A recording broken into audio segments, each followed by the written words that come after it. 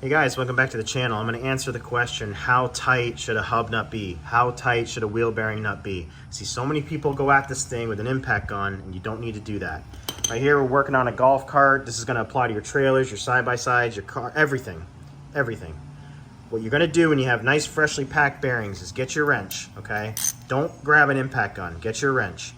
Go ahead and tighten it down, okay, till you can't tighten it anymore, okay, like this. Now stop. That's gonna seat your bearings in the collars, okay? That's gonna seat your hub. It's gonna seat your hub laterally this way. It's gonna seat the front bearing into the race. Once you've done that, you're gonna set your socket on loosen, back that off, okay? Don't allow your hub to turn when you back it off. Get your fingers in here where you can loosen this with your fingers. All you're trying to do is get this finger tight. A hub nut should be finger tight. A castle nut should be finger tight on a hub. I'm gonna go ahead and look for my hole right here, which is where my cotter pin is gonna go. So if I tighten this down my fingers, I can go about that tight, okay? And I'm blocking my hole. I'm not gonna go to the next one and over tighten it. I'm gonna go back right here.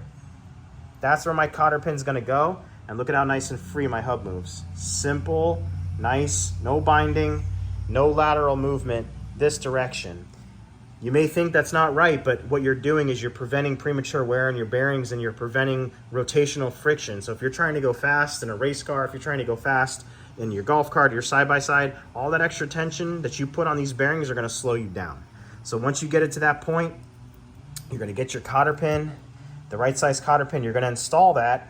And if you have the right size cotter pin, you're gonna notice that it's gonna hit the edges of that castle nut nicely when it's rotated and installed properly. And this is never gonna back off or loosen. Your tolerance is gonna stay nice side to side laterally, and you're gonna have nice long lasting bearings. So if this video helped you guys out in under 2 minutes on how tight should a wheel nut be or how tight should a hub nut be, please subscribe, please thumbs up. If you like no BS videos, and I'll get you in the next one. Later.